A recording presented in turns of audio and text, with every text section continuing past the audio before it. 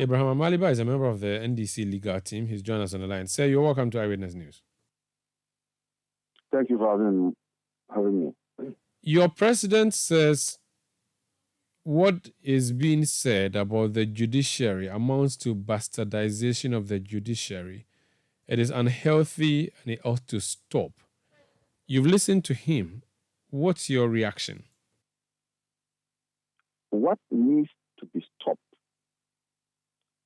is the bar turning itself into the mouthpiece of the judiciary. It's never done in any part of the world. It is only in Ghana that the bar finds a cozy relationship with the judiciary and goes ahead to perform the role of a PRO for the judiciary. The bar should bow down its head in shame for shaking its role as the mouthpiece of the voiceless, the downtrodden, and the marginalized. And if they have found their voices now, what they should do is to channel that into taking care of the welfare needs of its members. As I speak to you today, when you go to the Adenta court premises, which houses district court, houses the circuit court, and houses the high court, the washrooms are not available because Ghana Water has cut water to the building. This should concern the bar. I know what they are doing. They are more political than those of us who have come out openly to identify with a political party. And when we talk about partisanship, they are more partisan than those of us who openly come out to identify with a political party.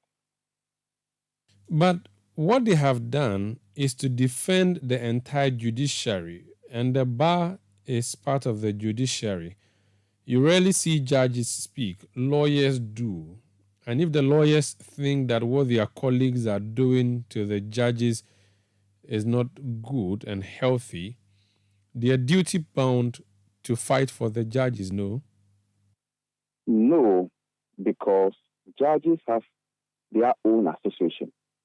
And time without number, when the judges felt threatened, they issued statements to correct the situation. No? Yes. So that role that they are playing is unsolicited. The judges are capable of defending themselves if they feel threatened. And the bar should stop. It's time somebody tells them that. He makes mention of the accusations of bias against judges.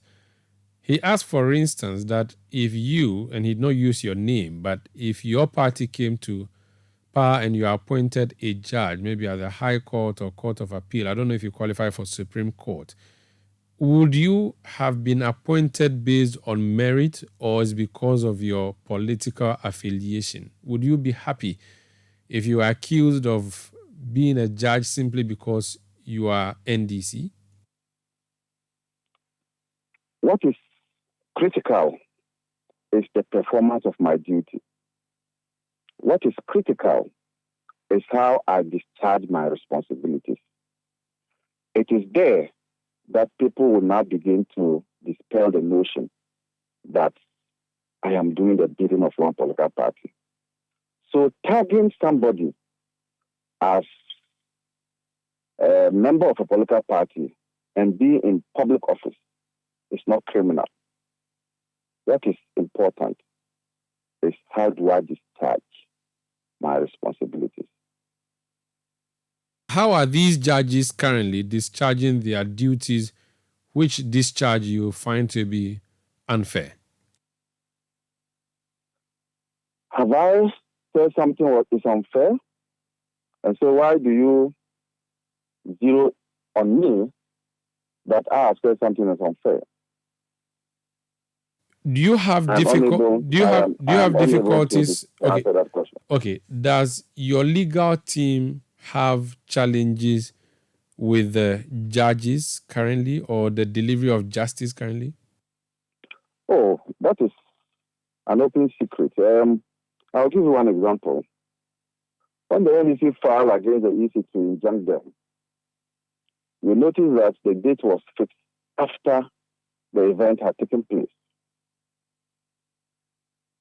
Definitely, the NDC legal team will not be happy with this because we are aware that in time past, this same court sat during vacation. In fact, the 2012 election petition was decided during the vacation. Ransford France, his lawyer, the then deputy Speaker of Parliament, what's his name? Abu Batinodru? No, the one in the second D. No. Papa's uncle. No. Did you say deputy? Yeah, Deputy Speaker of Parliament. He's currently there. He was Attorney General during the Kufuor administration. Okay, the name has escaped me. The name has escaped, yes. He's a popular... You mean Jogati, yes. Esikado, yes, Jogati. Yes, Jogati was his lawyer, and they were in court during the vacation. And so, when you hear that the court doesn't sit during vacation, you want to find out what happened in these cases. And the judiciary is not above criticism. I'm not saying that the judiciary is not above attack. These are two different things.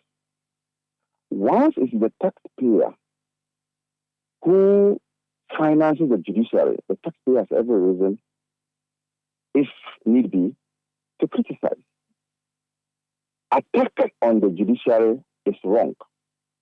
But if I make these comments and trying to show distinction between what happened in the past and now, how is that an attack on the judiciary?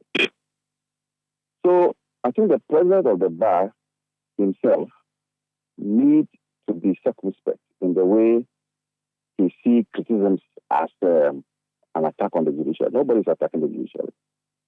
He feels that it's an attack. It means that your criticism has been perhaps harsh, too harsh maybe. Especially when there's a call on you by former President Mahama to stand by to occupy the judiciary. We have been told that a lot of lawyers do not want to go to the bench. And if you have a statesman who is calling on his party faithful to join the bench, wouldn't you rather applaud him? Wouldn't you? Did he say you should go there and do the bidding of the NDC? So I think that it is important that these matters are put in proper perspective and stop that attitude of being holier than thou and wanting to create an impression that some lawyers are against the judiciary because when they criticize the judiciary, it means that they are against the judiciary. No. Very well. Let's leave it here. Thank you for speaking to us. Thank you. That's Abraham Amaliba. He's a member of the NDC legal team.